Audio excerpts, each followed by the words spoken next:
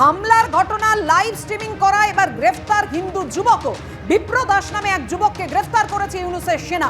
কথা বলবো, আমাদের সঙ্গে রয়েছেন আমাদের প্রতিনিধি সৌমিত্র রায়।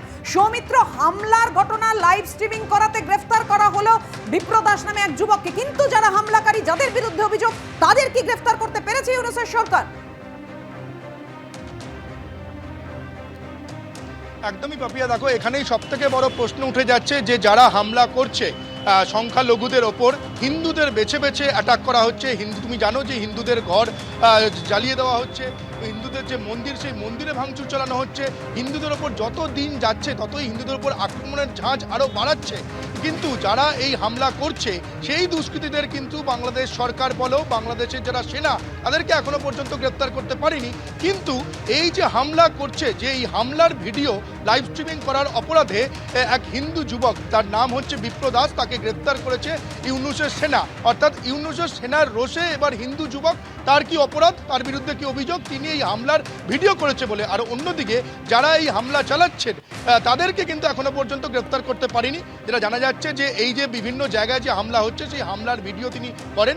ভিডিও করার পর তার যে সোশ্যাল অ্যাকাউন্ট রয়েছে, সোশ্যাল মিডিয়া রয়েছে, সেই সোশ্যাল মিডিয়া তিনি সেই ভিডিও আপলোড করেছিলেন। সেই আপলোড করার পর বাংলাদেশের পুলিশ প্রশাসন সেই ভিডিওর সূত্র ধরে তদন্ত শুরু করে এবং তদন্ত হওয়ার পর এই বিপ্র দাসকে গ্রেপ্তার করেছে বাংলাদেশের ইউনূসের সেনা। অর্থাৎ তুমি বুঝতে পারছো যে এতদিন পর্যন্ত আমরা দেখছিলাম যে এই যে যারা সংখ্যালঘু রয়েছে বাংলাদেশে, যারা হিন্দু রয়েছে, তাদের উপরে আক্রমণ আসছে, তাদের উপরে অ্যাটাক করা হচ্ছে।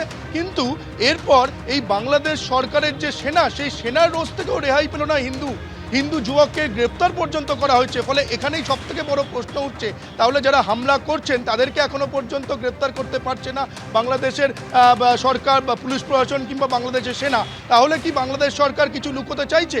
যারা হামলা করছে, যারা দুষ্কৃতী, তাদেরকে গ্রেপ্তার না করে যিনি ভিডিও তুলছেন এবং তার লাইভ স্ট্রিমিং, তুমি জানো যে ইদানিংকালে যে কোনো ঘটনা ঘটলেই আমরা দেখেছি গোটা বিশ্বেই এটা একটা ট্রেন্ড যে তার বিভিন্ন ভিডিও সোশ্যাল মিডিয়া ছড়িয়ে পড়ে এবং কিছুক্ষণের মধ্যেই তা ভাইরাল হয়ে পড়ে। ঠিক তেমনভাবেই এই বিপ্র দাসের করা ভিডিও সোশ্যাল মিডিয়া তিনি যখন আপলোড করেছিলেন, তারপরে সেটা ভাইরাল হয়ে পড়ে, গোটা বিশ্বের কাছে ছড়িয়ে পড়ে এবং তারপরই এর বাংলাদেশ পুলিশ প্রশাসন এবং বাংলাদেশের সেনা মনে করে যে এই বিপ্র দাসের এটা সবথেকে বড় অন্যায় এবং অপরাধ। সেই অপরাধে তাকে গ্রেপ্তার করেছে আজকে চট্টগ্রাম পুলিশ এবং যেটা জানা যাচ্ছে যে আজকে তাকে চট্টগ্রাম আদালতে তোলার কথা। এবং তার এইখান থেকে সবথেকে বড় প্রশ্ন উঠে যায় পাপিয়া, যে বাংলাদেশে যে সংখ্যালঘুদের ওপর অত্যাচার হচ্ছে, বেছে বেছে হিন্দুদের বাড়ি ঘর জ্বালিয়ে দেওয়া হচ্ছে, মন্দির পর্যন্ত ভাঙচুর চালানো হচ্ছে, যারা ভাঙচুর চালাচ্ছে সেই দুষ্কৃতীদের গ্রেপ্তার করতে পারছে না বাংলাদেশ সরকার বা বাংলাদেশের সেনারা। সেখানে এমনকি এই ভিডিও সামনে এসছে, ভাইরাল ভিডিও, যে ভিডিও দেখতে পাওয়া যাচ্ছে যখন এই দুষ্কৃতীরা হামলা চালাচ্ছে হিন্দুদের বাড়ি মন্দিরে, সেখানে কার্যত দর্শকের ভূমিকা পালন করছে বাংলাদেশ সেনা। কিন্তু শুধুমাত্র ভিডিও করার অপরাধে এবং লাইভ স্ট্রিমিং করার অপরাধে এই হিন্দু যুবক, তার অপরাধ হচ্ছে তিনি হিন্দু বলে তাকে গ্রেপ্তার করেছে চট্টগ্রাম পুলিশ। একদমই। সৌমিত্র, তুমি আমাদের সঙ্গে থাকো।